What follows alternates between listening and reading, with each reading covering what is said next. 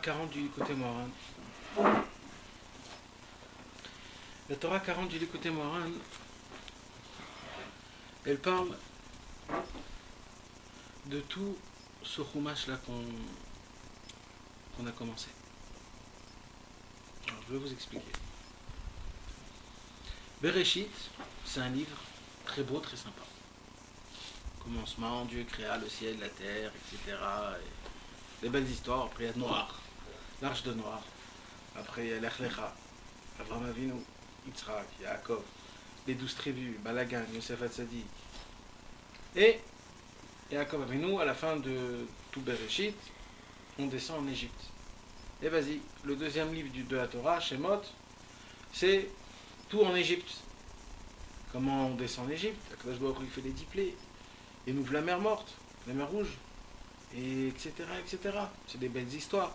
Après, il y a Mishpatim, tous les commandements que Akadosh Baruch Hu nous a donnés, ce qu'il faut faire, ce qu'il ne faut pas faire. C'est des choses qui sont intéressantes, des choses qui sont importantes. Maintenant, il y a le troisième livre de la Torah, c'est Vaïkra.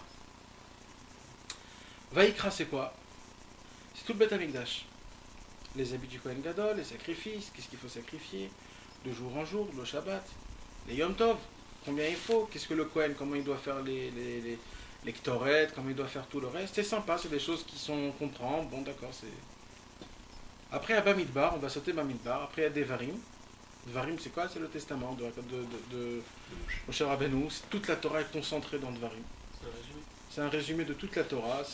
C'est avant que Moshe Rabbeinu est parti de ce monde-ci, il a recueilli tout le peuple juif, il a commencé à dire tout le chumash Devarim.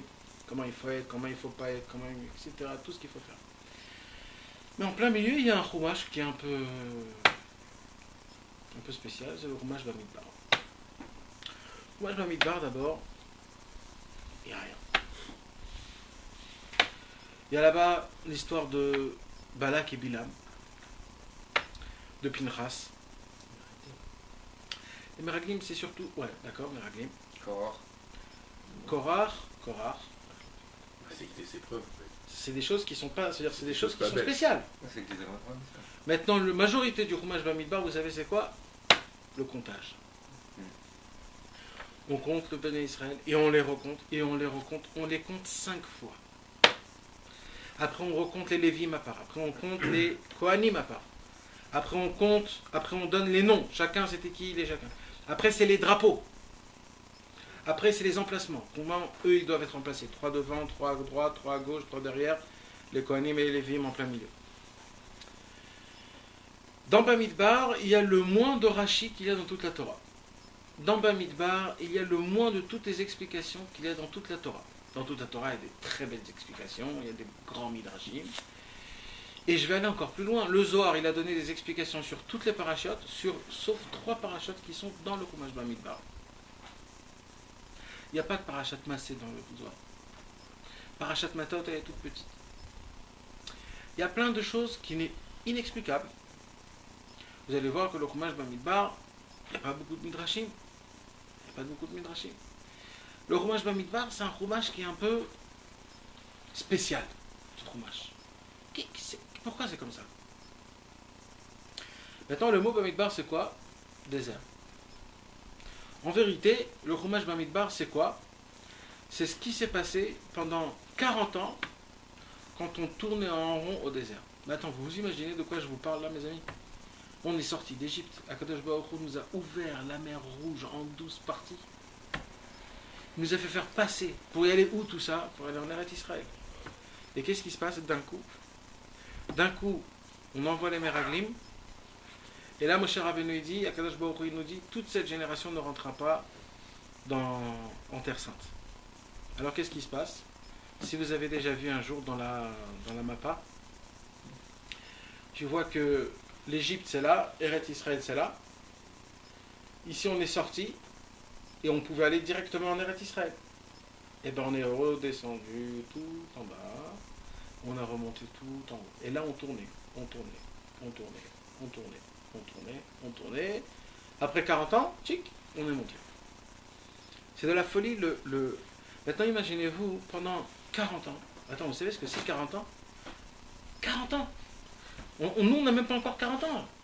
40 ans. 40 ans, une vie en entière. 4 millions de personnes. 4 millions de personnes. 4 millions de personnes. Il y avait bien des femmes, des enfants, des vieux, il y a eu des morts, il y a eu des naissances, il y a eu des maladies. Dans un désert, il y a des scorpions, il y a des serpents. Il y a bien eu des serpents qui ont piqué des gens, non, là-bas, non. C'est dans le midbar le plus grand qui puisse exister. Le midbar, il dit là-bas, Nachash, Saraf et Akrav. Il n'y avait pas d'eau, il n'y avait pas de quoi manger. Akadosh Baruch Hu nous avait donné la manne. Akadosh Baruch Hu nous a donné le miracle que en fait les habits grandissaient avec nous, ils se usaient pas. Mais quand même, vous savez ce que ça veut dire d'être 40 ans dans un midbar. Il fait chaud. Ouais, en plus de ça, il fait chaud. Et il n'y avait pas d'eau.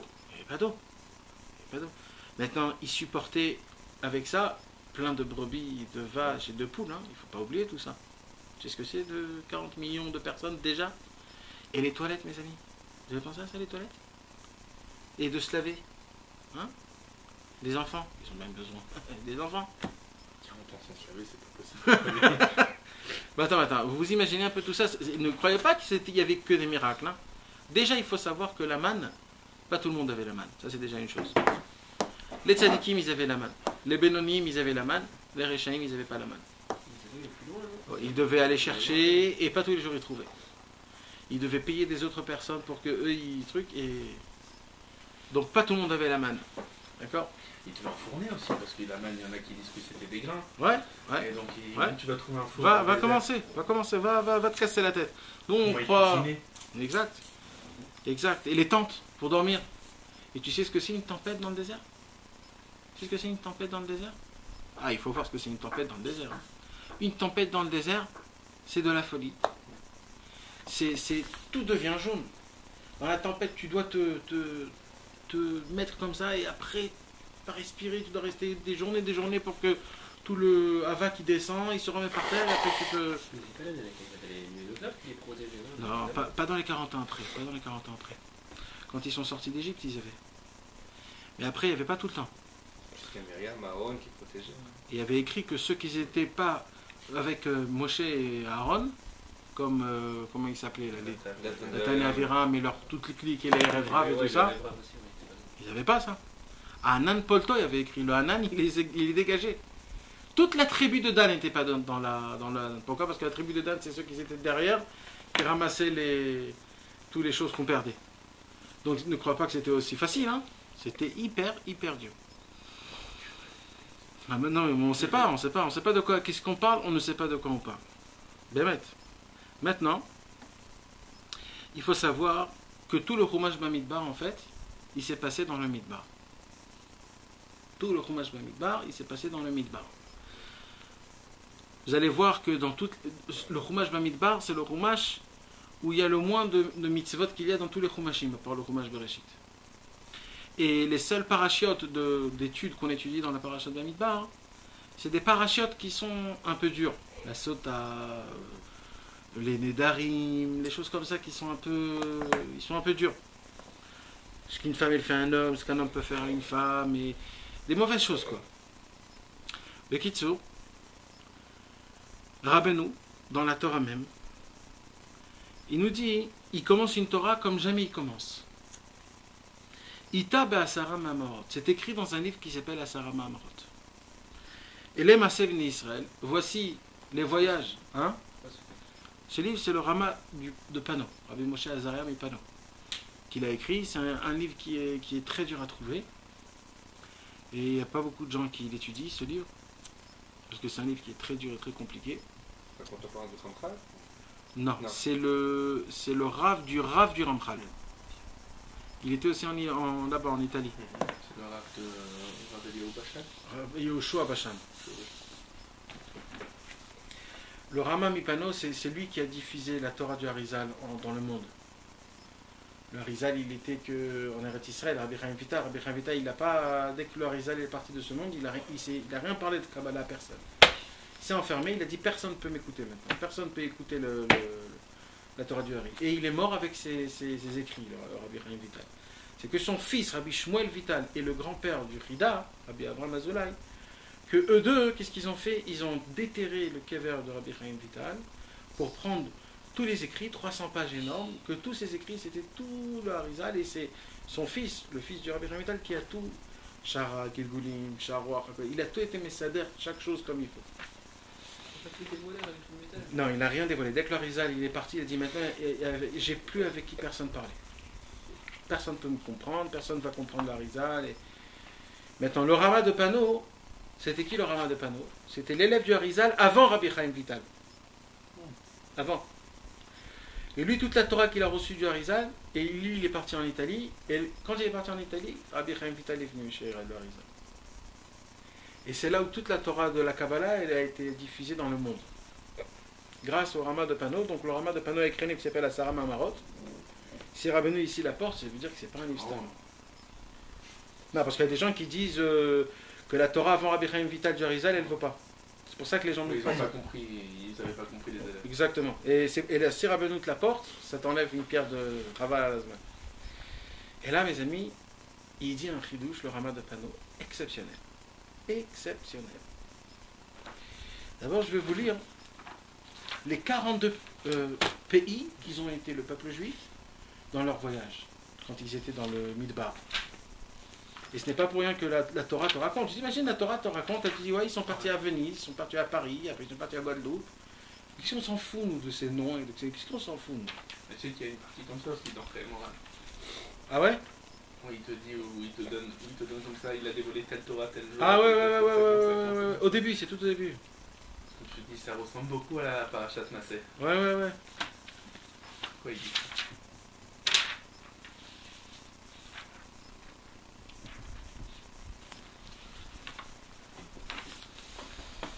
Alors, ils sont partis à Ramsès, Sukkot, Eitam, Piachirot, Mara, Elima, Yamsouf, Midbar Sin, Dafka, Alush, Refidim, Midbar Sinai, Kivrot Atava, Hatzerot, Ritma, Riman Peretz, Liv, Narisa, Kelatar, Shefer, Harara, Makelot, Tacha, Tarach, Mitkach, Hashmona, Moserot, Neakan, Choda Gudgada, Yotvata, Ivrona, Etzion Gaver, Kadesh, Orar, Tzalmona, Funon, Ovot, Iya, Barim, Dibon, Gad, Almon, Divlataima, Are Avarim, Arvot, Umoab. Combien ça fait? 42. Les mêmes bêtes Massa. Vous savez ce qu'ils disent, le Harizal et les Mekoubalim, sur ces 42 passages-là? Ils disent que toute personne qui a un problème, qui les dit, tous les problèmes s'en vont. Tous les problèmes s'en vont. Sympa dans le jeu de prononce. Ouais. La mère, il a écrit, regarde. Katvoa Mekoubalim Zal. Kedei li'inatzel ha'adam mimikrim ra'im. Ubifrat micholaim, yo'il me'od amirat ha'masaot. C'est quoi cette description? Ça, c'est un sidour. Et les Sfaradim, ils ont le minag de le lire 5 ans, RF Pessah. Au moins de le lire une fois par an. Ouais. Avant le... Même bête à Massaot. C'est quoi, c'est Charity? Non, c'est un sidour Sfaradi, Pachout. Dans les Haggadot de Pessah, les Sfaradim, ils ont.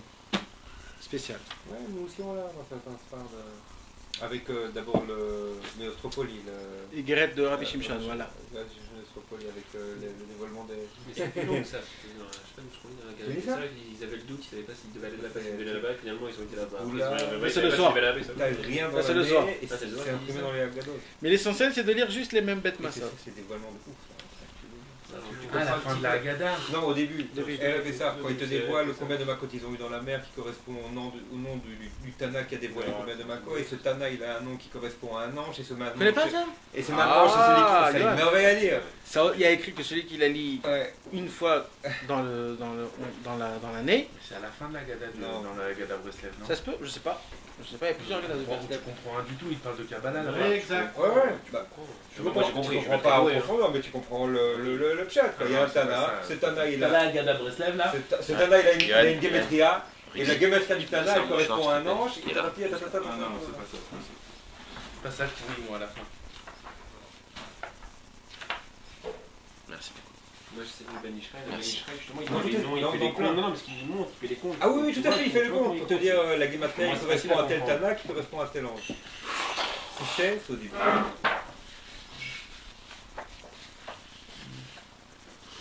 La Haggadah Breslev, la petite. T'as pas la petite là, de table? Attends, je vais te la chercher. Puis à la fin, il y a un main à main. Je sais pas si c'était quoi ce main à main. C'était très compliqué à comprendre. Ce passage, ça n'a rien à voir avec ce que vous dites. Donc pourquoi, quand on les lit, ça fait des choses exceptionnelles? C'est pas Stam. C'est pas encore une nouvelle Ségoula. C'est l'Arizal qui a dévoilé ça. Et bien ça, mes amis, c'est exactement la même force que les Shemot HaTzadikim. C'est quoi la force des Shemot HaTzadikim? Il dit Rabbi Nathan, quand tu mentionnes le nom d'un tzaddik, pourquoi ça annule la nature? Pourquoi? Tu rappelles tous les faits du tzaddik. Voilà. En haut dans le ciel, tu dis son nom. Quand tu dis son nom, tu fais dévoiler tout ce qu'il a fait dans le monde en entier. Et ça descend un chesed qui est exceptionnel dans ce monde-ci. Et grâce à ça, tu reçois sur toi cette grandeur. Maintenant, vous savez, c'est quoi ça? Ça, c'était toutes les galères et les misères qui se sont passées dans le monde. Alors, quand tu commences à dire ces galères et ces misères-là, tu dis, voilà, Hachem, on en a trop déjà reçu, alors arrête-nous. C'est pour ça. Parce qu'on fait rappeler ce qui s'est passé, combien on a souffert, combien on a tourné au rond, combien on est parti à là, et là, et là, et là, et là. Donc là, on dit à Kadosh Baruch Hu, Kaviachol, regarde, arrête. Ça y est, on a déjà assez, arrête. Ça, c'est une chose. Il dit Rabbi Nathan, Rabbeinu, comme ça, au nom du Rama de Pano, il dit comme ça. Ele Masa ibn Israël. Dans la Torah, il y a écrit, voici les voyages que le peuple juif a voyagé pendant 40 ans dans l'Égypte. Bishvil shechatu be'ele Elohecha Israël, bishvize isu bnei Israël. Le Rama de Pano, il fait une Xerashava. Il y a écrit Ele 2 fois. Ele Masa ibn Israël. Ele Elohecha Israël. C'est-à-dire quoi Ele Elohecha Israël? Quand on a fait quand on a fait Shavuot, tout de suite après, ils ont dit Ele Elohecha Israël.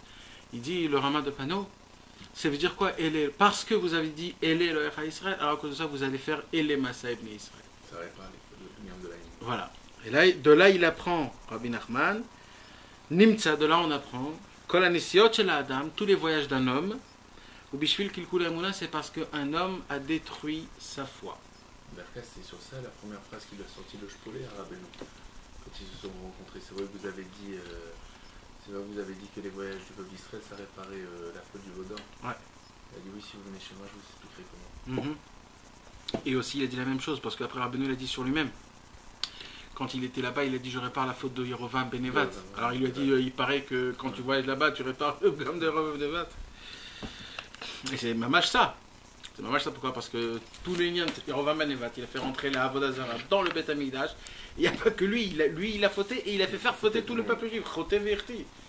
Et Rabbeinu, comment il répare le gamme de Emouna en voyageant? Moi, j'ai essayé d'ouvrir le Hasaram Amarot parce que là, on ne comprend pas tellement. Et dans le Hasaram Amarot, il dévoile une chose exceptionnelle. C'est facile à comprendre, c'est de la Kabbalah. Hein? C'est facile à comprendre ou c'est de la Kabbalah? C'est écrit très très très dur. C'est pas de la Kabbalah, mais c'est écrit vraiment très très très dur. C'est très dur à comprendre. Déjà, c'est écrit en Rashi. Non, mais ça veut dire même le langage. Déjà, c'est compliqué à lire. Déchiffré déjà. Ça veut dire c'est. Comprendre, c'est lire. Mais c'est quoi la Xerashava? Ça veut dire les 42 Masaot, Keneged. Ele Elohecha Israël, Ele Masa ibn Israël. Parce que vous avez dit Ele Elohecha Israël, que le Vaudor va être. C'est après. Hein? Ils ont dit. Avant, juste avant. Le Vaudor, c'est avant les 42 Masaot. Bah, c'est ça. Parce qu'ils ont dit Ele, parce qu'ils ont dit que ça va être notre Vaudor, ça va être notre Dieu. Enbaya. Ele Masa ibn Israël, vas-y, vous allez maintenant tourner en rond pendant 40 ans. Mais là, mes amis, il pose 2-3 questions, le Rama de Pano. Il dit le Rama de Pano, je suis parti en Eretz Israël, et j'ai cherché ces endroits-là, j'ai pas trouvé. En Eretz Israël, ils sont pas, on est en dehors d'Eretz Israël. Dans le désert déjà. Non, ça veut dire là-bas, dans le désert, je veux dire. Il est parti dans le désert, il a demandé les gens, vous connaissez Divla Taïma? Non, il n'y a pas Divla Taïma. Chodagoud Gada, vous connaissez Chodagoud Gada? On ne connaît pas. Chatzerot, Ritma, Rimon, c'est quoi ces noms-là? Et il dit le Rama de Pano, ça n'existe pas des choses comme ça. Il n'y a pas de ville comme ça. Alors qu'est-ce qui se passe là? Mais on sait que Kiryat Avot, par exemple, lui, il est appelé comme ça, parce qu'il... Ouais, Kivrot Avot aussi. Il y a aussi encore 2-3 Yotvata, il y a aussi Ramsès, on connaît tous. Ramsès, et Sukkot aussi, on connaît. Mais il y a ici des choses, Midbar Sinaï aussi, on connaît. Horar, c'est là où Aaron Cohen il est tombé, on sait. Mais il y a des choses là, comme par exemple Ouais, la plupart, en fait. Harada, Keelata, Ritma, Dibon. C'est quoi ces choses-là? Maintenant, deuxième question qui pose le Rama de Pano. Il dit, c'est quoi ces mots? C'est quoi? Mais jamais, toujours il y a un truc. Ouais, ça ok. Mais par exemple, Divla Taima. Divla Taima. Livna. Dafka. Alouche. On dirait qu'il y avait des Tunisiens qui sont passés là-bas. C'est quoi ça? On dirait que c'est des plats. Est-ce qu'ils ont mangé durant les On va savoir. Il dit c'est quoi ces mots? On sait que dans la Torah il y a des mots, d'accord? Il y a des mots que les mots ils ont été dits par rapport à les événements, il y a des mots qui ont été dits par rapport à la ville qu'il y avait avant. Mais ces mots-là, on les connaît pas. Ils sont expliqués nulle part. Dans la Gemara, dans le Zohar. Voilà, maintenant va ouvrir les livres. Rien. Ba Midbar. Midbar. Il n'y a rien. C'est Yavesh, il n'y a rien. Voilà. Orachaim. C'est facile, moi j'ai cherché. Ni Orachaim, le Ramban, rien. Il faut chercher dans les Tout, ouais, on est. Il n'y a pas. Zohar, les trucs comme Il y a ça. pas. Mais le Zohar, je dis qu'il n'y a pas de Zohar dessus. Ah, Il n'y a pas de Zohar Bichlal. Lui, il n'a rien dit. Imagine-toi. Il n'y a rien dans ça. Rien. Mais mes amis, tout ça c'est un secret, hein, c'est spécial. Ah bah oui. Ah, C'est qu'en fait, c'est pas un Voilà. C'est pas cette paracha, ce livre. Parce que c'est Bamidbar, le livre, le Chumash, Bamidbar. Tous les livres, ils ont un sens avec la parole. Ouais. Bevadaï. Et là, il dévoile quelque chose d'énorme, le Rama de Panan. Énorme. Et la beauté de ça, c'est que c'est le pshat. C'est pas maintenant une drache, parce qu'il te pose une question du pshat. Il te dit c'est quoi? C'est ville. Il n'y a jamais eu de ville comme ça. Alors c'est vraiment un pshat. Et il te dit un chidouche dans le pshat.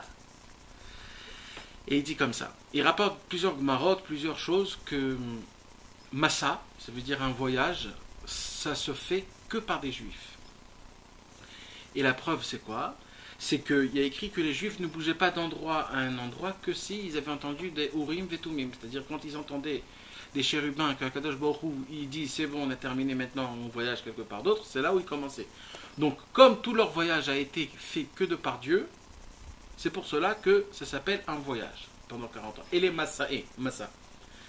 Maintenant il dit comme ça, vous allez voir, à chaque fois dans Parashat Massé par exemple, dans cette paracha là où il raconte tous les endroits, vous allez voir qu'il y a écrit dans chaque endroit Vailchou, Vayavru, Vailchou, Vayavru. Et dans chacun, il y a des fois le nom de Hachem et il y a des fois le nom de Elohim. Hachem, Elohim. Hachem, Elohim. Et là, mes amis, il dit quelque chose d'énorme. Il dit en vérité, vous savez quoi, mes amis?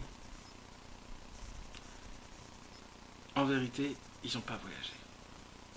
Ils sont restés sur place. Alors, c'est quoi Massa ibn Israël? Et les cartes alors. C'est quoi? Voilà, c'est quoi tout ça? Vous savez ce qu'il dit? C'est tout ce qu'ils ont vécu en fait. Et auprès de... La pensée. Quand ils avaient des mauvaises pensées, des pensées de Yehush, des pensées de pas bien, ils pensaient qu'ils voyageaient dans des endroits spéciaux et qu'ils sont là-bas et qu'il leur manque tout, etc. Et c'est pour ça qu'il a écrit le nom de Elohim.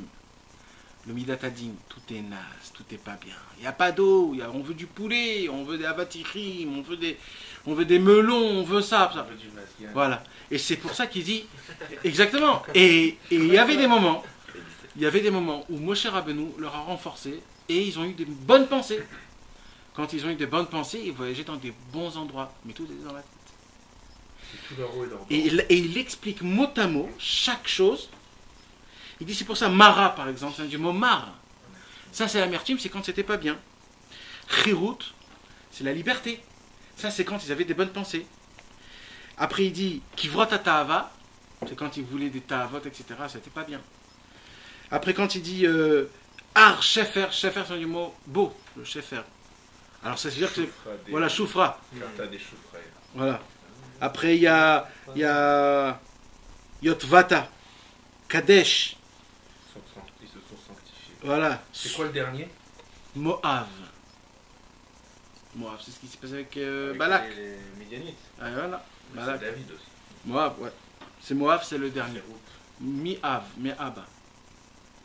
Ça veut dire qu'en vérité, tous les voyages, mes amis, étaient dans la tête. Mais ce que je viens de vous dire là, vous ne comprenez pas, d'accord? Tu comprends? Pas tout. Non, c'est tellement à 1000 Ah, km c'est du chat. Ouais, non, c'est tellement 1000. C'est ça. Attends, je vais vous le lire dedans parce que pour que vous puissiez recevoir du Yad Rishona. C'est-à-dire que dans le Sefer, ça écrit les détails du voyage. Mais on n'a pas voyagé. En fait, ils n'ont pas voyagé. Tous ces noms-là, ils sont écrits où? Non, c'est Massé. Ouais. Alors ça, c'est... Ce livre, ça? Ouais. Ah, il est en bonne édition quand même. Pas tellement.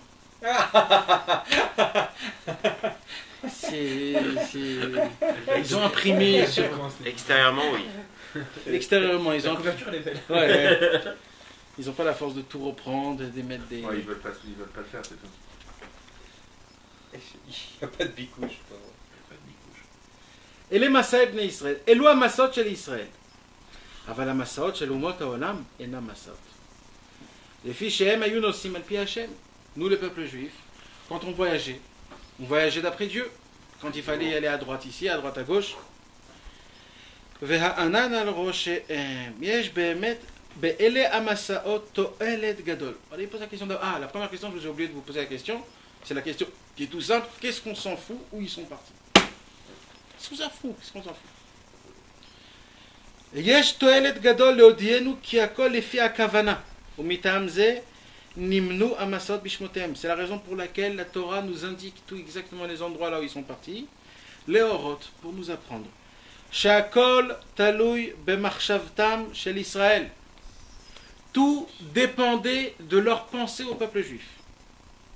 כשהיו זכאים ועושים רצונו של מקום והיו נוסעים במחשבתם באותן המסעות ממחשבה רעה לטובה. En fait, c'était un voyage dans la tête, dans les pensées. On allait de bonnes pensées aux mauvaises pensées. C'est mamash, c'était que comme ça. Et lui, il dit pas d'où il apprend ça. C'est comme ça, c'est lui. Il a compris de ça. Ouais, on peut s'appuyer sur lui à 100%, c'est lui. Bah, ça fait. Le site, En plus, Rabbeinu il le cite. Et toute la Torah est basée par rapport à ça. והייתה מידת הרחמים שעליהם מרחמת ומגינה עליהם. ולכך, c'est pour cela, ויחנו בהר שפר, שפר, c'est beau, ויחנו במתקע, מתוק. וכשהיו חוטאים ונוסעים ממחשבה טובה לרעה, הייתה מידת הדין שעימהם מתוחה כנגדם, להענישם, ולכך ויחנו בחרדה. Comment tu comprends? Ils ont voyagé physiquement, mais avec une mauvaise pensée, donc le lieu où laquelle ils ont été. Ils l'ont appelé ainsi par rapport à la pensée qu'ils avaient. Ou Berchel, il dit non, ils n'ont pas bougé, c'est simplement leur pensée. Nassou b'marchavtam, il y a écrit. Leur voyage était dans leur tête. Après, mais là, tu peux te poser trop de questions. Là. Si tu commences à rentrer dans ça, tu peux te poser trop de Ouais, essaye on dit qu'ils ont voyagé parce qu'ils ont voyagé. Voilà, Parce c'est qu'après, d'accord. tu peux dire que c'est de leur pensée qui formait l'endroit où ils voyageaient. Mais vas-y, tu rentres dans la matrice là. T'arrêtes plus, frère. T'arrêtes plus. Parce que, après, ça veut dire que toi, comment tu penses, l'endroit où tu vas aller, la réalité se forme. Si tu penses bien, tu es dans une bonne réalité. Si tu penses mal. Mais viens, on y va un peu plus loin. Tu crées ta réalité. Pas bête, parce que c'est comme Tu ça. vois, c'est toi qui l'as créé. Ouais, c'est toi qui l'as fait. Mais tu t'imagines de ça, le matin tu te réveilles, tu te renforces d'avoir une bonne bonté, cette journée à 100% elle va être superbe. Bémet. C'est pour ça qu'il faut tout de suite penser à Dieu. Mais et il dit, c'est la raison pour laquelle ces noms-là, ils sont spéciaux. Parce qu'en fait, les noms, c'était par rapport à leur pensée. Ils voyageaient de pensée en pensée. C'était des endroits, c'était des périodes. Tu t'imagines de ça, ce ridouche-là? Et donc le détour qu'ils ont fait pour arriver en Eretz Israël, que tu disais tout à l'heure, Avant d'arriver en Israël, ils auraient pu arriver directement d'Égypte à Israël. Il n'y a pas eu de détour, finalement. Il y a eu un détour, puisque la preuve, c'est qu'ils ne sont pas rentrés en Eretz Israël. Oh, mais il n'y a pas eu de déplacement physique. Tu connais pas le fait enlève le GPS, parce qu'aujourd'hui on est trop habitué au GPS et au Waze, etc. Tu connais pas le fait qu'il y a un endroit où tu dois arriver, tu es sûr que c'est par ici qu'il faut prendre, tu prends par là, tu es sûr que c'est par là, et tu fais un tour, et un tour, et un tour. Et toi tu te dis c'est cet endroit, et tu voyages, tu vois pas la fin, tu vois pas la fin. Et tu te dis mais je connais, mais c'est cette route, et tu arrives le soir là-bas. Ça arrive ça tout le temps, aujourd'hui plus, mais avant ça se passait. Et comment ça se passait? C'était ça. Lui, il se disait, mais là, on va en Eretz Israël. Là, on va en Eretz Israël. Et ils font un détour. Eretz Israël, c'est là, eux, ils vont là. Et vas-y. Bon, là, on va en Eretz Israël. Oui, c'est par là, c'est par là. Attends, il faut s'arrêter, il faut un peu dormir, il faut un peu... On va bronzer. Là, on bronze. Et vas-y, 40 ans, ça passe. Vous savez, c'est quoi 40 ans, mes amis, d'après la Torah, 40 ans? Non, 40 ans, c'est une génération. Une vie. Une vie. Arbaim Shana, les Bina. Arbaim les Bina, avec mon Pirkei Avot. 40 ans, c'est une vie, c'est une génération. C'est pas pour rien qu'on était 40 ans dans le désert. Vous savez pourquoi? 40 ans, c'est une vie. Maintenant, on va essayer de tout revenir vers nous, d'accord? Excusez-moi de vous dire ça, mais notre vie, c'est un désert. Notre vie, c'est un désert. Au moment où on pourra gagner le Yetzer Hara, on pourra dire qu'on est rentré en Eretz Israël. Tant qu'on n'a pas gagné le Yetzer Hara, on est dans le désert.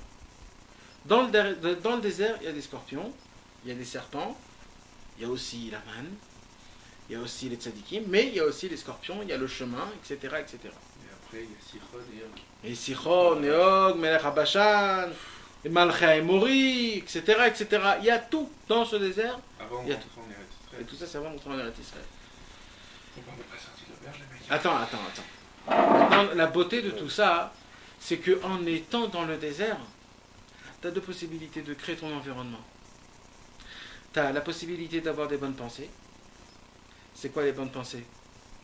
C'est un bon entourage. Tu te sens bien. Archefer. Vous savez, c'était quoi Archefer dans le désert? Archefer, c'était en bas d'une montagne. C'est le seul endroit où il y avait de l'ombre. Et vous savez, l'ombre dans un désert, il est très frais. Et des fois, il est trop froid, des fois. Il fait très froid. Là-bas, c'était l'endroit le plus kiffant qui puisse exister. D'un côté, tu es ici, d'un côté, tu es dans le désert, mais il fait froid, il fait bon. Il y a des sources, il y a des arbres. Tout était dans la tête. Tout était dans la tête. Le voyage se faisait dans la tête. Mais ça veut dire quoi? Ça veut dire qu'en vérité, dans ce monde-ci, là où tu es, comment tu te sens, comment tu fais ta vie, tout est, mais vraiment, comment se fait dans ta tête. Et tout est calculé, même chez Akadosh Baruch Hu, par rapport à ta tête. Ça veut dire, si aujourd'hui, techniquement, j'ai pas bien fait des choses. Je me suis réveillé un peu tard, j'ai oublié de mettre les Rabbeinu Tam, et j'ai pas dit des jours à Narour, j'ai pas fait mon petit Konaklali. Mais, techniquement, je me dis que dans ma tête, Baruch Hashem, ce que j'ai fait, c'est bien, Dieu est content de moi, etc., etc. Vous savez ce qui se passe? En haut dans le ciel, il ne va pas avoir un dîne, un jugement, et il va te dire, parce que tu n'as pas fait ça, et parce que tu as fait ça, comme ça tu vas recevoir. Non. Dans le ciel, ça va se penser, comment lui il a pensé. Est-ce que dans sa tête, c'était Harara, ou alors c'était Archefer? Est-ce que lui, il a vu ça en bien, ou il a vu ça en mal? C'est-à-dire qu'on ne fait pas qu'à des maasim. Non. Ça? Ça, on l'a déjà expliqué des centaines de fois. Dans le maasim, c'est dans le Lamasia. Dans le Lamatsilut, il n'y a pas de maasim. Dans le Lamatsilut, c'est que le Ratzon. Dans le ciel, c'est pour ça que dans le ciel, on va poser la question que sur le Ratzon. T'as voulu ou t'as pas voulu? C'est dans ce monde-ci qu'on va poser la question, est-ce que t'as fait ou est-ce que t'as pas fait? Mais après 120 ans, ça va être que le Ratzon. Le Ratzon, c'est la Marshava. La Marshava, c'est quoi? Tout se fait par rapport à la Marshava. Maintenant, le pire, plus grand problème, c'est quoi? C'est quand un homme, il est attrapé par une Marshava. Parce que là, il y a des endroits où on est resté 12 ans, par exemple. Vous savez ce que c'est 12 ans? 12 ans, le mec, il était dans un trip. Il croyait que c'était comme ça et comme ça et comme ça et que la vie c'est comme ça. Comme par exemple, il y a aujourd'hui La majorité des Français, ils croient que Akadosh Baruch Hu, c'est un boss. C'est un patron. Si tu fais pas bien le travail, c'est pas la peine d'aller le voir et lui demander des choses. Si Akadosh Baruch Hu, il punit. Si tu fais pas ça, alors il fait pas ça. Si tu fais ça, tu es obligé de lui demander. Je crois que c'est un patron. Ça, par exemple, c'est une pensée spéciale. C'est une façon de penser des choses. Après, un jour, il y a quelqu'un, il vient, il rentre dans un cours de Torah, il entend une façon de parler de Dieu, et il change son comment penser. Il change. Ça te fit ça. Et il commence à se dire, non, après toi, Akadosh Baruch Hu, c'est un papa. C'est pas un patron, c'est un papa. Et Akadosh Baruch Hu, il nous adore comme il est, et c'est bien, etc. Et comme ça, des années, il passe, après ça change, ça change. Et ça change, de fur et à mesure, ça change. Mais tout se fera que par la pensée de l'homme. Alors, viens, on continue d'abord ce qu'il nous dit Rabbeinu. Rabbeinu, qu'est-ce qu'il nous dit? Rabbeinu, il nous parle qu'en vérité, le voyage se fait à cause d'un seul problème. C'est quoi le seul problème? C'est le manque d'émouna. Parce que si un homme, il aurait la émouna, que ce qu'il a besoin, il va le recevoir, alors, il n'a pas besoin de voyager. Parce que c'est quoi le voyage? Le voyage, c'est que j'ai besoin de ça maintenant, alors je vais aller le prendre. Rabbeinu dit, si tu as la émouna, cette chose-là, elle va venir jusqu'à toi, tu n'as pas besoin de voyager. Ah, tu voyages? Pourquoi tu voyages? Parce que tu as un manque d'émouna. Tu ne crois pas que Dieu il doit te le donner, alors tu n'as pas besoin de voyager. Donc toi, tu dois te déplacer pour aller chercher cette chose et après revenir. Mais Rabbeinu, il dit que ça marche dans les deux sens. C'est-à-dire, quand un homme il voyage pour quelque chose, c'est un manque d'émouna. Mais des fois, le voyage aussi, il a été fait pour quoi? Réparer. Quand tu as... Non, c'est ça tous les liens. Ça s'appelle Marshava Tova et Marshava Ra. Quand j'avais une mauvaise pensée, alors là, je devais voyager. Mais quand j'avais une bonne pensée, le voyage, c'était la réparation. Le voyage, c'est ou une réparation ou un onesh, comment t'as dit? Punition. Une punition. Maintenant, ça dépend comment. Déjà, voyager, tu es obligé de voyager. Maintenant, c'est comment tu vas aller. Ouais, le midbar, je te répète, le midbar, on est dans le midbar là où tu veux. De rester dans un désert, tu ne peux pas rester. Tu es obligé de toujours tourner. Dans la question, c'est comment tu tournes. Quand tu tournes, tu t'écartes de l'endroit ou tu te rapproches de l'endroit. Alors ça dépend. Si le voyage est devenu une réparation pour toi, ou si le voyage il a été fait parce que tu es tombé dans la Emouna, alors ta punition va être ton voyage. Maintenant, cette Torah, mes amis, Rabbeinu a dit cette même Torah, dans le Chelek Bet du Likutei Moharan, la Torah 62. Mais là-bas, Rabbeinu, il rajoute un point, et ce point-là, il va revenir à ça.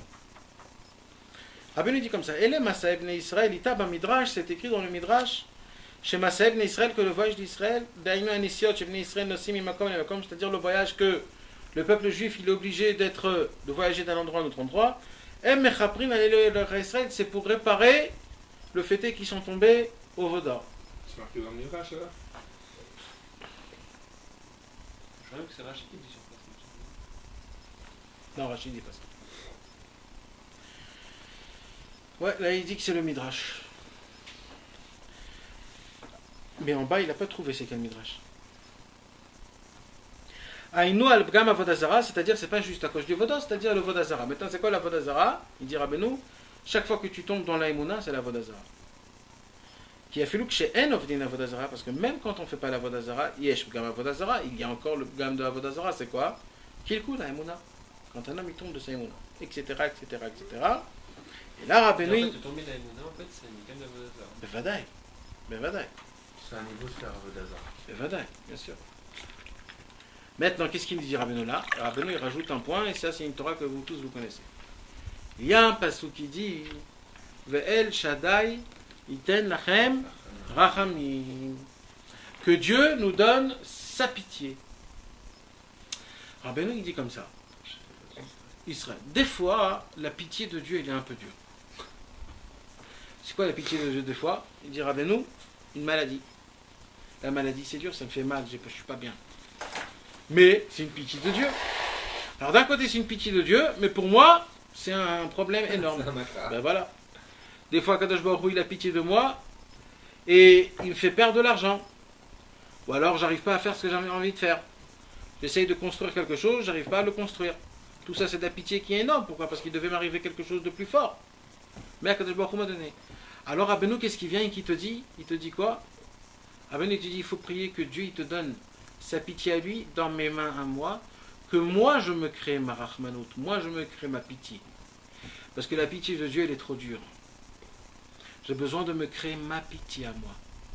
Donc je demande à Hachem, El Shaddai, tel lachem, lachem daika. Que moi-même je prends la pitié de Dieu, la miséricorde de Dieu dans mes mains, pour que moi-même, la brioute, pour que moi-même je puisse me utiliser cette rachamim pour moi. Vous savez, pour moi cette Torah c'est un mystère. Que Dieu te donne sa miséricorde à lui, dans tes mains à toi. Ouais, mais quand tu Pour comprends que quand tu El Shaddai, il donne la Dieu. à vous, à nous. La Mais Rachamim, ça veut pas dire sa pitié, il donne de la pitié. On parle de sa pitié. il nous donne quoi? S'il nous donne, c'est la sienne. Bah oui, tu connais quelqu'un d'autre qui a de la pitié? C'est quoi le pshat? Sa pitié dans mes mains. Itel lachem. Moshe Rabbeinu il dit au peuple juif, Dieu vous donnera sa pitié. Pas vous allez recevoir de Dieu de la pitié, Dieu va donner la pitié. Il va vous donner la pitié en elle-même. La miséricorde. La miséricorde. À vous. C'est nous qui l'aurons. Et maintenant, vous, avec ça, vous allez faire ce que vous avez envie. Toi, quand tu vois quelqu'un qui n'a pas d'enfant, et ben, alors Tu lui donnes des enfants, qu'il a le des pchitout. enfants. Pourtant, c'est une miséricorde qu'il n'a pas d'enfant. Ouais. Parce que ça vient de Dieu. Ben non, mais là, on va faire le pchitout qu'il ait des enfants. Quelqu'un qui est malade, ben, il va guérir. Quelqu'un qui est pauvre, ben, il aura de l'argent. C'est nous qui allons utiliser la miséricorde. C'est-à-dire quoi? C'est comme si que Dieu il donnait la pitié qu'il donnait à quelqu'un qui n'a pas d'enfant. C'est une pitié qu'il lui fait aussi. Ouais. Alors quoi, il a pas vu juste? C'est la grande Qui? miséricorde de Dieu. Pourquoi? Qui vient rôle. Pourquoi? Parce qu'on demande autre chose. Mais c'est On demande autre chose que sa pitié. à cause de nous. C'est parce que nous, on veut pas recevoir cette pitié. C'est nous le problème, c'est pas lui. Mais c'est une bonne question que tu poses. C'est la question que je veux poser. Qu'est-ce que tu as posé comme question, toi? En fait, Pour une fois. en fait, entre nous, C'est mes du riz, amis, là-bas. entre nous, c'est pas logique là ce qui est écrit. Parce que, viens, on explique, viens, on développe un petit peu. Akadosh Baruch Hu, il voit bien que ce couple ne peut pas avoir d'enfants et c'est pas bien qu'ils ont des enfants. D'accord? C'est sa pitié, c'est pas bien. S'ils vont avoir un enfant, c'est pas bien. Cet enfant, il va souffrir ou je ne sais quoi. Alors, qu'est-ce que je dis maintenant? Je dis Hachem, donne-moi la rachamim, laisse-moi tes trucs, moi je m'arrange. Ce sera la grande miséricorde qui n'endommage pas celle qui donne. Là, on parle pas de Rachman Gdolim, là on parle de Mepchitout. Là, il n'y a pas de Rachman, c'est pas la Torah Koufé. La Rachmanout et la Rachmanout, j'ai. Quand il dit être sur ce Torah-là, il dit que quand Dieu il va donner cette miséricorde dans nos mains, il dit c'est la grande miséricorde, c'est le rafraîchissement. Que quand on va recevoir cette miséricorde et qu'on va la déverser sur quelqu'un, ça n'endommagera nulle part. Il n'aura pas de dommage. C'est pas comme l'histoire de Rabbi Heikel qu'il a donné la parnassa à quelqu'un et qu'après il devait tuer les autres. Ça va lui donner la parnassa, mais encore il fera tchouva, il se rapprochera encore plus de Dieu grâce à ça, la personne. C'est sûr que c'est Et dans donc, cette quoi, Torah? que- Moi je crois que c'est pas dans cette Torah. C'est dans la Alors, Torah sur Koufé. l'écoute à la chôte de cette Torah-là, il dit sur l'écoute à la chôte de cette Torah-là, de la 62. La Torah Koufé, je sais aussi. La grande miséricorde. Donc, on est mieux que lui. Hein? C'est ça la question. Non, pas du tout, on n'est pas mieux. Le problème c'est nous, c'est comme le Noam Elimelech. Le Noam Elimelech, il est revenu en rêve à son élève, Rabbi Menachem Elimelech. Et le Noam Elimelech, il a dit au Rabbi Menachem Elimelech, il a dit prie à Hachem car il y a une très grande xéra qui va descendre. Alors Rabbi Menachem Elimelech, il a commencé à rigoler, il a dit Noam Elimelech, t'es en haut, qu'est-ce que tu me demandes à moi des choses? T'es déjà là-bas, vas-y, fais ce qu'il faut faire. Noam Elimelech dit mais moi, pour moi, c'est la chose la plus belle qui puisse exister, c'est cette Mecca. Ouais. Mais vous savez pas c'est quoi la beauté. Donc vous, quand vous allez souffrir, criez à Hachem, parce qu'il faut vraiment crier. Mais pour moi, je vous dis que c'est quelque chose d'énorme. C'est pareil, c'est ça. Mais il n'y a pas que ça comme problème. Il y a un autre problème. Ça veut dire que on voit que quoi? C'est pas à 100%. C'est pas à 100%. Parce que le fait est que quand un homme, des fois, il a cette rachmanout de Dieu qui fait un peu mal, c'est pas juste que pour ça. Il y a plein de raisons. Déjà, le mal, il va t'enlever tes péchés. Et ça va endommager ça. Et ça va faire ça. Quand tu dis donne-moi la rachmanout, ça devient humain. C'est-à-dire, c'est moi maintenant, c'est plus Dieu. C'est comme la colombe, elle a dit à Noir. Elle a dit, je préfère manger de mon Dieu et que ça soit amer que de toi et que ça soit sucré. Il a dit à Noir. Parce que la colombe, quand elle est revenue chez Noir, elle est revenue avec une truc d'huile. Une branche d'huile. Alors Noir, il a dit, mais tout a une branche d'huile. Il n'y a aucun arbre, il n'y a rien du tout. Alors elle a dit, non, ça j'ai reçu du Gan Eden. Et vous savez, l'olive, quand elle est sur l'arbre, elle est très amère. Il faut d'abord la macérer, etc. Alors, et là, il lui a dit, la colombe, il lui a dit, je préfère manger de Dieu amer que de tes mains sucrées. Ça veut dire, on sait que à Kadosh Baruch Hu, tout est calculé à 1 milliard, à infini. Donc, quand quelque chose va arriver chez moi, c'est pas que juste pour ça. C'est parce que ça va t'arranger pour ça, et ça va toucher l'autre, et ça va faire ça, et ça. C'est un. Donc, maintenant, tu demandes la rachamim de Dieu, tu enlèves tous ces calculs, tu dis maintenant, je pense qu'à moi, je regarde pas ce qui se passe en haut, et moi, je crois, j'ai envie de ça, c'est comme ça, j'ai envie de ça, c'est comme ça, j'ai envie de ça, c'est comme ça. Si une matana, en vérité, c'est pas pachout, hein. Mais c'est quoi la scène ici? Ça veut dire, comment on doit prendre la chose? Parce que ça marche bien quand la personne, une rachamim de Kosh Baruch Hu pour la personne que ça le nettoie, mettre après la quoi. Mais ça, c'est quand la personne, elle a conscience un petit peu que c'est une rachamim de Kosh Baruch Hu, des Akol et Torah. Mais si avec le macaque qui t'envoie à la personne, qui est une rachamim, la personne envoie tout balader. Ouais. Il faut un métier, il faut un. Qu'est-ce qu'on a gagné? En vérité, ça touche l'homme, en vérité. Ça dépend de l'homme. T'as raison. En vérité, ça dépend de l'homme. Imagine-toi, Johan. Quelqu'un, il a de la rachmanout et c'est un amaret. Il peut pas. Mais pourquoi? Pas de rachmanout, t'as pas de. Il y a un rachamim blidat. On j'étudie la Torah conférence, on va étudier avec lui. À fond. C'est la Torah des miracles, la Torah qu'on fait.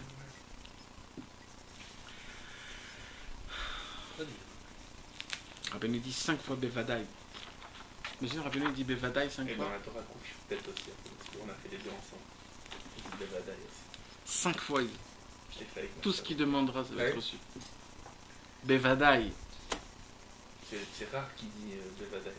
5 fois Bevadaï. Tu sais ce que ça veut dire? Une fois Bevadaï, ça me suffit, moi. C'est sûr, sûr. Qu'on fait? Il a couffé. Mais qui sur ces questions-là, c'est Rebbe von Ben Nachman en fait qui les pose. Il pose encore plusieurs questions par rapport à des Gemarot qu'on voit comme ça et comme ça, qui est écrit comme ça, et que c'est pas pachout de recevoir de la rachamanout, et que on voit Nashim Rachmaniot Bishlou Yaladem, il y a écrit. Il y a écrit les femmes au temps du Beth Amikdash qu'ils avaient soi-disant de la pitié, c'est eux-mêmes qui ont mangé la chair des enfants. Et etc., etc. On voit que Rachamim Achzariim, il y a écrit. Il y a des fois de la Rachmanout qui est cruelle. Quand c'est trop de Rachmanout ou quand c'est moins de Rachmanout. Donc comment on peut dire Kaviachol El Shaddai Tenachem Rachamim?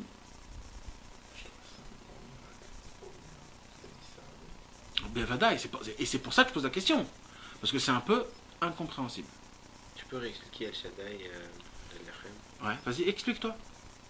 Mais que quand Dieu il veut donner une. Il donne Non, Moshe Rabbeinu dit au peuple juif, Moshe Rabbeinu, il donne au peuple juif. El Shaddai Iten Lachem Rachamim. Ouais, ça veut dire que des fois on doit demander, enfin, on peut demander que Il faut demander. Ouais. Il faut demander que Dieu nous donne sa Rachmanout à lui pour moi. Parce que la Rachmanout de lui, chez moi, elle est un peu dure. Mais lui, c'est mieux que nous, ce qui est bon pour nous. C'est le ridouche que Rabbeinu te dit. En fait, Nathan, la vraie miséricorde de Dieu, c'est qu'il veut que tout soit bien, mais pour le bien comme nous. Ouais, ouais. C'est ça sa vraie miséricorde. Ouais. Là, tout le reste, c'est comment on la forme, en fait, après. Sa vraie miséricorde, la vraie, qu'est-ce qu'il veut, Dieu, pour nous? Il veut qu'on kiffe. Il veut que ça soit bien pour nous, pour de vrai. C'est pour ça qu'il a fait ce patent. Alors, bien sûr, le reste, c'est de la miséricorde. Mais le vrai de vrai, c'est qu'il veut qu'ils aient des enfants, ces gens-là. Ou c'est qu'il veut qu'ils guérissent.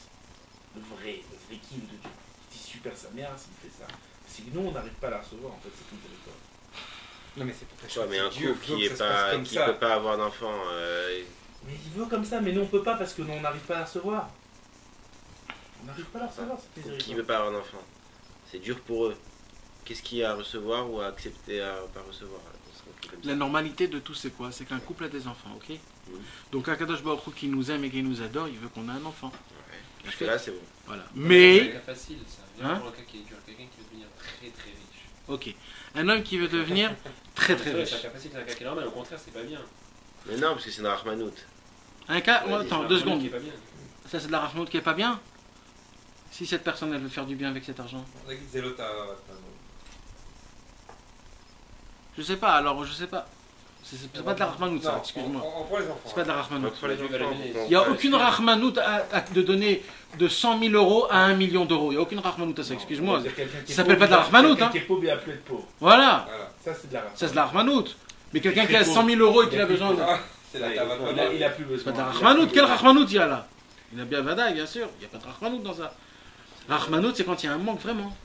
Prenons un cas beaucoup plus dur. Quelqu'un qui est malade. Donc il n'a pas la santé. Et grâce à sa maladie, maintenant, il remercie. Il en arrive à un tel degré de remercier Dieu. Parce que grâce à ça, il est en train de faire une grande chouva. Donc quand il va avoir. Il n'a pas besoin de transformer la famille Si, parce qu'il est comme. comme. Il a La comme. famille d'Akashbo, tel qu'il la reçoit. Il est malade très grave. fait le travail. Attends, il est malade très grave maintenant. Il sait qu'il est dans un danger de vie ou de mort. Il sait que c'est très dur et il a des pensées. Pourquoi il veut que ça soit Il a dans des ses mains? mauvaises pensées. C'est ça que j'ai pas compris. Il en arrive à Pourquoi il veut avoir la débat. rahmanout d'Akadjouarou dans ses mains? C'est de la Ramanout s'il guérit maintenant. Parce que la Tiens-toi, Akadjouarou, ce qu'il fait. Ce qu'il fait, c'est bien. Ah, Zéro. alors Pourquoi tu veux prendre ça dans tes mains?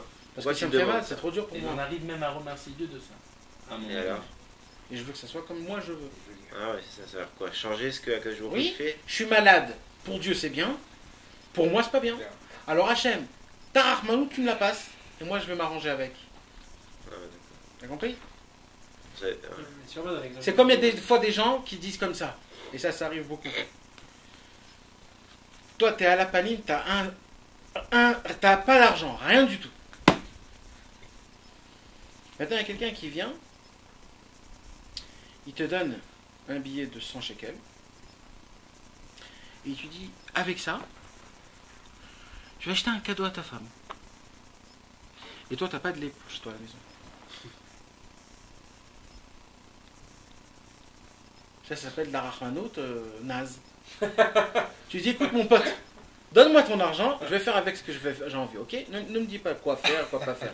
Si tu veux me donner de l'argent, donne-moi, moi je sais quoi faire. Ne m'embrouille pas. Non, il y a des gens qui disent non. Si tu ne fais ça, alors fais ça. Ou alors il y a des gens qui te disent, prends 50 shekels, mais n'achète pas avec ça des cigarettes. Je les comprends. Je les comprends. Mais un homme que, par exemple, il fume et que pour lui, ça devient du Ochel Nefesh, Ouais. c'est quelque chose que ça devient du Ochel Nefesh, que même la Torah, elle te permet de fumer à Yom Tov, c'est pas stable. Et c'est pour ça qu'il a. Eh ben non, il y a des gens- Miséricorde. Ça s'appelle la Rahmanout qui est hyper naze. En fait, Nathan, ça rejoint parfaitement la Torah. C'est comme je disais la semaine dernière avec Rudy, qu'il parle de petite et grande miséricorde. En fait, c'est quoi l'histoire, si on résume un peu, c'est que quelqu'un il a beaucoup de dettes. Pas comme il dit. Maintenant, il vient quelqu'un et il lui dit tiens, il a 10 millions de dettes. Il lui dit tiens, moi je te donne 100 000. Alors la personne elle dit bon, Merci, merci, mais. c'est bien. Non, elle va dire ça va pas me sauver, mais c'est déjà ça. Ouais. Et ben on a dit en fait, on a compris comme ça, et ben il doit refuser les 100 000. Il va dire je t'aime beaucoup, c'est super sympa, mais ne me donne pas tes 100 000. Si tu m'as vraiment en pitié, puisque tu es capable de me donner 100 000, c'est que si tu as compris ma détresse, et ben va voir la grande miséricorde, celui qui en a 10 000, celui qui a 1 milliard et pour me donner 10 millions pour lui c'est quoi? C'est comme si il me paye un café, et va le voir qu'il me donne mes 10 millions, mais je veux pas de tes 100 000. C'est exactement ça. C'est il veut nous donner c'est de la miséricorde qui nous donne ce truc, pas d'enfant, etc. Là tu dis moi je refuse. Maintenant moi je veux ta grande miséricorde. Que cette miséricorde la grande tu me la donnes dans mes mains. Elle est tellement grande, c'est ce qu'il dit Rabbi Nathan tout à l'heure. Elle est tellement grande qu'elle va plus m'endommager du tout. Et cette grande miséricorde elle ne fera aucun dégât nulle part. Et elle va me guérir. Elle va me soigner et ça va me faire tchouva en même temps. Ça va me donner les enfants, ça va me faire ci. Ça n'endommagera nulle part. Il faut la refuser en fait. Il faut dire à Dieu, je sais que c'est de la misère. Il faut en arriver à un date de dire merci à Dieu de ce que tu m'envoies. Je sais que c'est de la miséricorde et pour de vrai, j'ai foi que c'est de la miséricorde. Mais j'en veux pas. Je veux ta grande miséricorde. Maintenant, je veux que tu me prouves que tu vas me guérir et que tu vas me sauver et que, comme je le souhaite moi maintenant. C'est ça, El Shaddai, Iten Lachem Racham. La reine d'Aïka, tu nous la donnes maintenant dans nos mains. Donc c'est laquelle? C'est la grande? C'est la grande. Il faut la refuser, cette petite miséricorde, de dire je sais que je suis malade et que c'est un bien, mais je la refuse aujourd'hui. Mais pas je la refuse parce que je me rebelle. Je la refuse parce que c'est pas ce que tu veux vraiment. Mais moi, je sais que c'est de la miséricorde. J'ai compris que c'est de la grande miséricorde. C'est exactement le Inyan de ce qu'on vient de dire. C'est quoi Marshavara? C'est quoi Marshavara? Il y a écrit ici qu'il voyageait de bonnes pensées aux mauvaises pensées. Je veux dire quoi, mauvaise pensée? Quelle mauvaise pensée il y avait là-bas? De quoi on parle? Et c'est quoi mauvaise pensée, grande pensée? En vérité, c'est Morin de Gadot, Morin de Gadot. Quelqu'un qui a des mauvaises pensées, c'est quoi? Vous connaissez les pauvres ils en ont marre de tout. Ils sont tellement avec des problèmes. Ils ont même pas la force de demander de l'argent. Ils ont même pas la force. Allez, mon matzav il est comme ça, alors vas-y, je m'en fous complètement. Tu me donnes pas, je m'en fous complètement. Ils sont souvent sous. Non, on parle des gens pas sous. On prend des gens des cas normaux, c'est-à-dire des cas normaux qui n'ont pas la force de rien et qui sont comme ça et qui s'en foutent. Vas-y, ce qui est il y a pas, je m'en fous, j'en ai marre, je suis béyouche. Ça s'appelle quoi, c'est Morin de Katnout. Lui, quand il va prier à Hachem, il va pas prier à Hachem. Il va me dire Hachem il m'a mis là, donc j'y fais avec. C'est quoi Marshavatova? Marshavatova, c'est que je crois en Dieu. C'est-à-dire quoi je crois en Dieu? Je crois que Dieu croit en moi. Dieu, il est tellement grand que Dieu, il attend de moi quelque chose de beaucoup plus grand. C'est ce que je vous ai dit tout à l'heure. Les Français, ils croient que Dieu, c'est un patron. Quand tu travailles bien, le patron, il est bien avec toi. Quand tu travailles pas bien, le patron, il est naze avec toi. Ils croient que Dieu, c'est ça. Ils comprennent pas qu'Akadosh Baruch Hu, il est 1 milliard plus haut que ça. Est-ce que vous connaissez, vous, un papa qui fait des comptes avec ses enfants? Lui, il a fait la table, alors lui, il va recevoir. Mais je vous adore tous, je vous embrasse tous. Je vais mourir pour vous tous. Même pour celui qui se drogue, je vais mourir. C'est ça le Marshavatova et Marshavara. Et moi, j'ai pensé à ça. Que quand un homme il est dans une Marshavara, c'est ça la Rahmanut qu'il faut. Parce que quand un homme est dans une Marshavara, il est dans un problème énorme. La seule chose qui peut l'aider, c'est de dire El Shaddai Itanachim. Là, Hachem, ne me fais pas tes histoires. Là, j'ai besoin d'une seule chose. Tu me donnes ta Rahmanut pour que je puisse monter d'un niveau plus haut, pour que je puisse te voir plus grand. Et pourquoi tu lui demandes une Rahmanut si ce qu'il t'a fait, c'est déjà la Rahmanut? Quand tu es dans une Marshavara, j'ai pas besoin de commencer à faire des calculs, c'est bien, c'est pas bien, c'est bien, c'est pas bien, rien du tout. Là, j'ai besoin de sortir de mon matzav, du Khamtsan, d'abord de l'air, j'ai besoin d'air. Donc Hachem, je suis méritant, je suis pas méritant, je suis pécheur, je suis pas pécheur, j'ai fait la Torah, j'ai mis les tefilines, j'ai pas fait Shabbat, je m'en fous de tout ça, ne me pose pas ces questions-là, Hachem. Ça, on n'en parle pas. Là, Hachem, j'ai besoin du Khamtsan. Le Khamtsan, c'est de la Rahmanout. Vite, amène-moi de la Rahmanout. Je m'en fous même si je suis un pécheur. Pourquoi? Parce que là, je suis obligé de sortir du Marshavara à la Marshavatova. Au moment où je sors de ce niveau-là, j'arrive à tout. Là, j'ai une perception de Dieu, que Dieu, c'est un Dieu, mes amis. C'est quoi un Dieu? C'est quoi Dieu? Je vais vous dire un chidouche énorme que j'ai lu chez Rabbi Nathan, et ça, c'est la beauté la plus grande qui puisse exister au monde, et c'est tout ce que tu viens de dire. Rabbi Nathan, il dit comme ça, il a écrit, on dit 3 fois dans Alenu le Shaber, Ve'yadata ayom, ve'ashevota elevavecha, ki Adonai hu Elohim, b'shamayim mimal, ve'al haaretz mitarat. Et note. Et tu feras descendre de ton cerveau à ton cœur, que Hachem c'est notre Dieu, le Dieu du ciel, et le Dieu de la terre. Rabbi Nathan il pose une question. Il dit, un Dieu c'est pas un roi. Il y a des rois de ce pays-là, de ce pays-là, de ce pays-là. Quand je dis un Dieu, c'est un Dieu en global. Il n'y a pas un Dieu des arbres, le Dieu du ciel, le Dieu de la terre. Il n'y a pas. C'est les Romains, c'est pas nous. Dieu, c'est tout. Alors, qu'est-ce qu'il dit dans Yoshua? Yoshua, il dit, le Dieu du ciel et le Dieu de la terre. Et on dit qu'il n'y a pas une plus grande prière que cette prière. Ouais. Et avec ça, il a fait tomber Jéricho, il a tout fait. C'est quoi? Il dit Rabbi Nathan, le Dieu du ciel et le Dieu de la terre.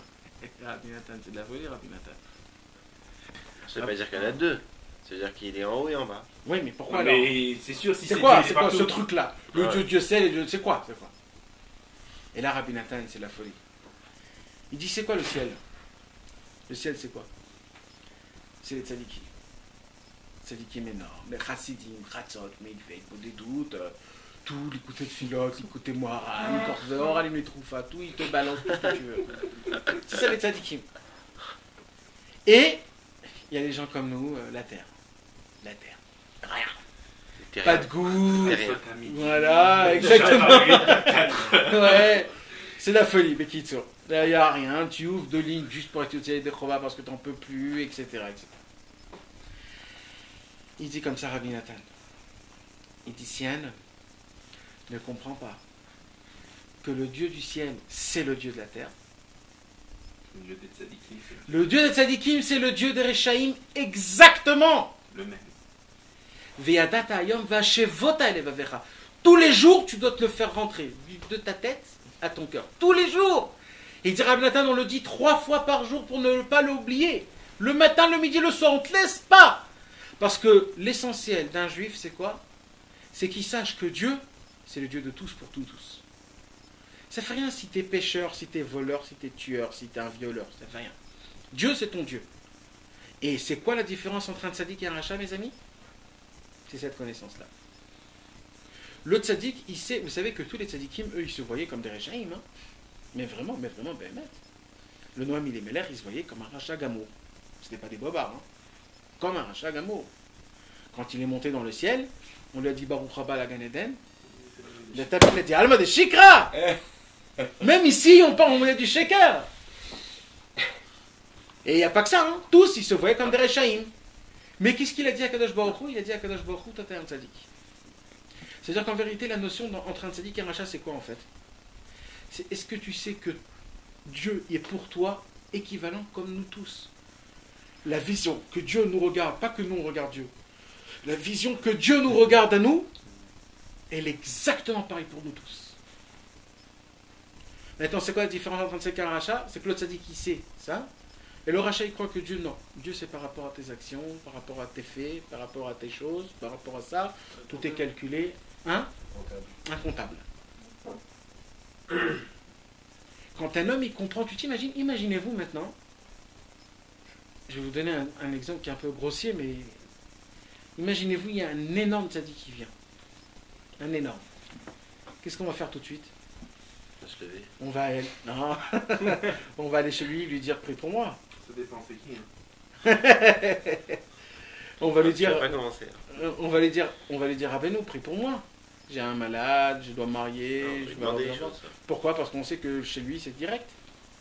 Et bien ça c'est la plus grande bêtise qui puisse exister au monde. Rabbeinu il va dire prie-toi. Exactement. Rabbeinu il va te jeter de la balle chez toi. Il va te dire la balle est dans ton camp. Pourquoi? Parce que ma prière et ta prière elle est exactement pareille. Il y a une différence. C'est quoi la différence? C'est que moi je crois et toi tu crois pas. Va chez Vota et les va vers. Lève. Moi je sais que la mienne elle est écoutée. Voilà. Et je sais que la tienne aussi elle est écoutée. Donc, et c'est aussi. Qui sait pas ça, c'est bien. Il n'y a que la mienne. Mais celui qui va voir ces gens-là et qui ne sait pas, c'est pour ça qu'il va les voir. S'il savait, il n'irait pas les voir. Mais il ne sait pas, donc il va les voir. Le tzaddik, il peut aider ou ça dépend que de la personne? Bien sûr qu'il peut aider. Mais pour ça, il faut Rabbi Nathan, pour l'écouter à la route, où il y a écrit Viadata Yom Bashevota Levavecha, qui Hashem Elohim, le Dieu, c'est le Dieu pour nous tous. Le Dieu, c'est le Dieu de tout le monde.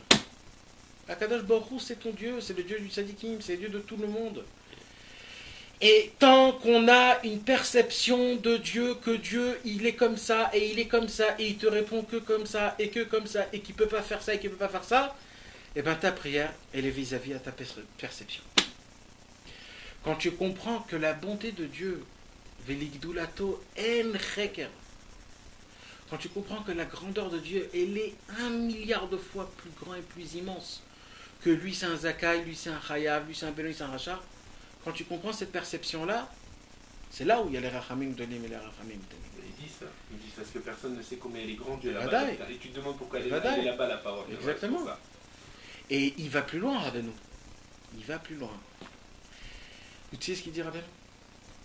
Il dit qu'en vérité, le peuple juif a tourné en bourricot pendant 40 ans. Pourquoi?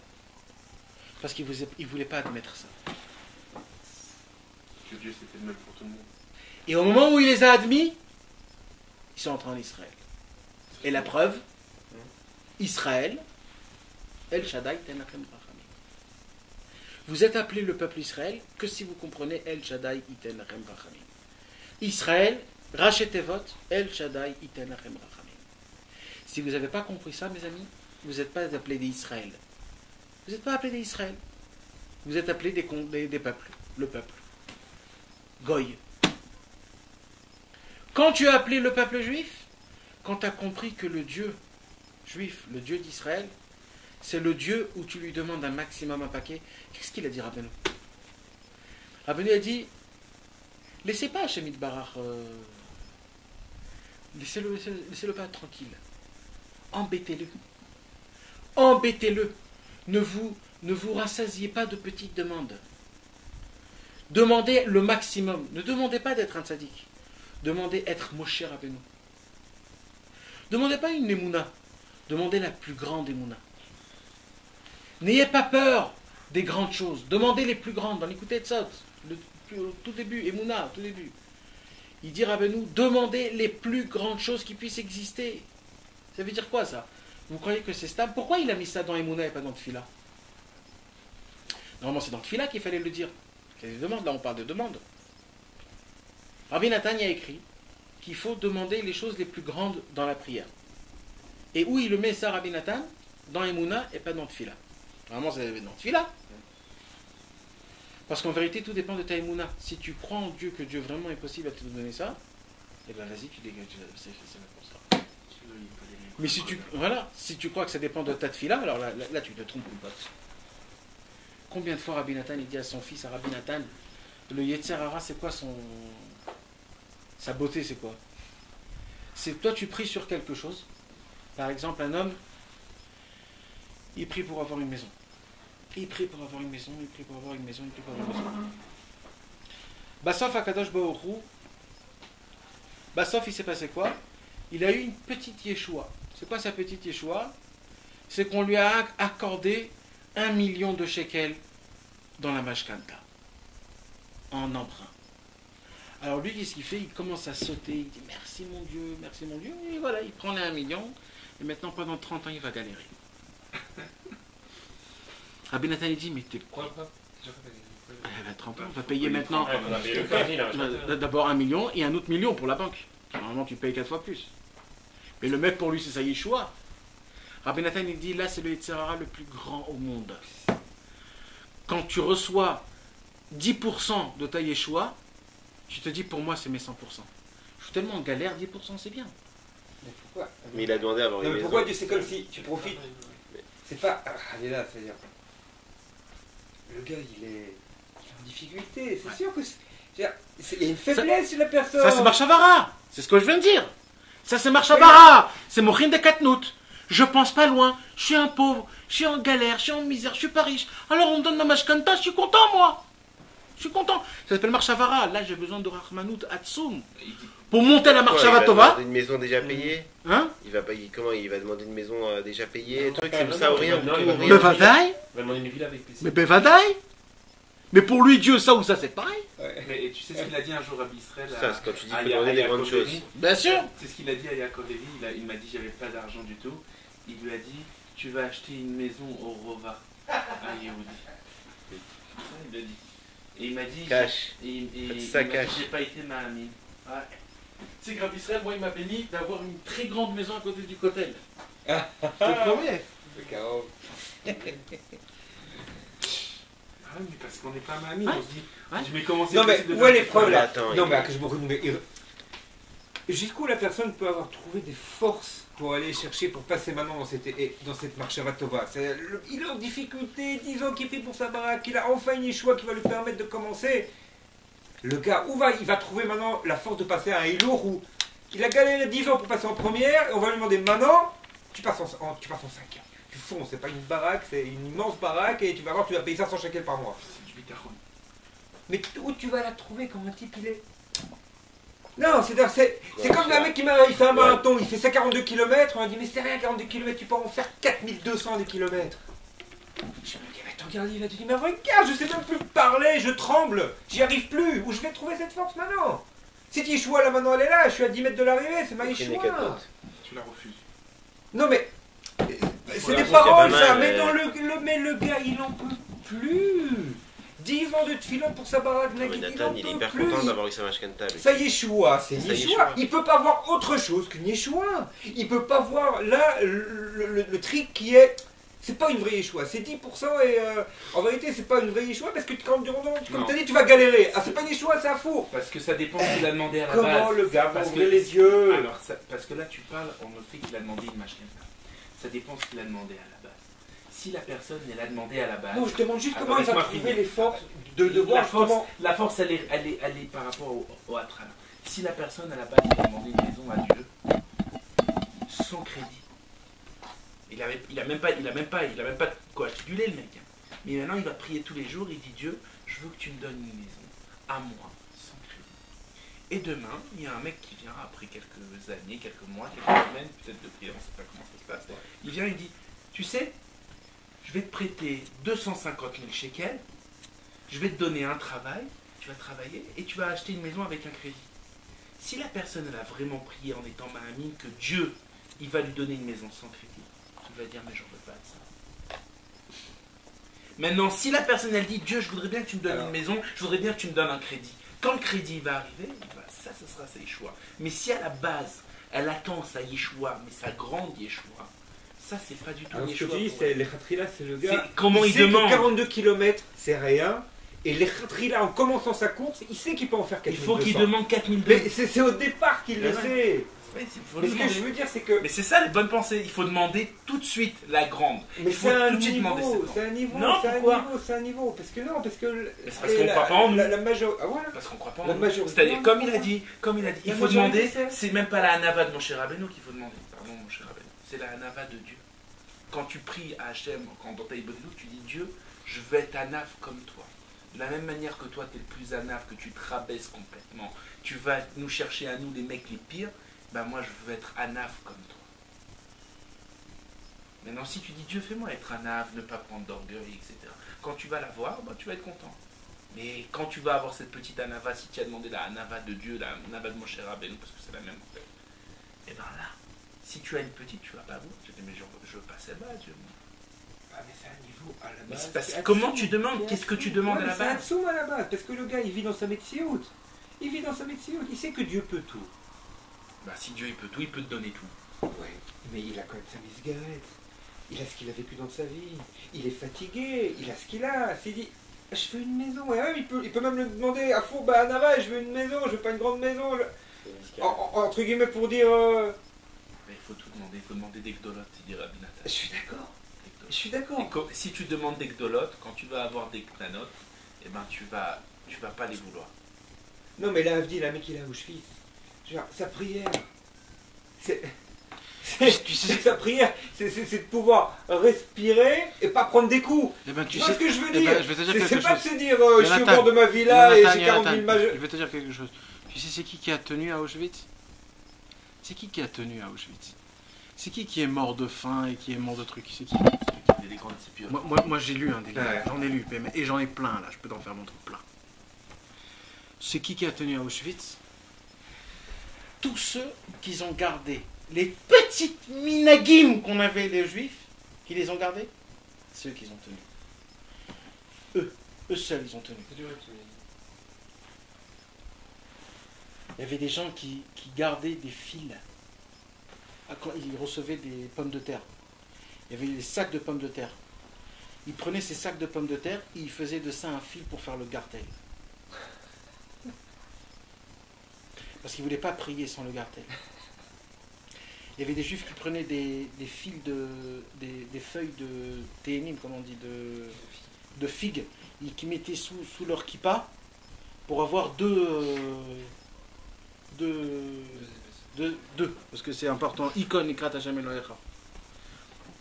Les gens qui faisaient le comptage de calendrier pour savoir quand il fallait jeûner, quand c'était Yom Kippour, quand c'était Pessah.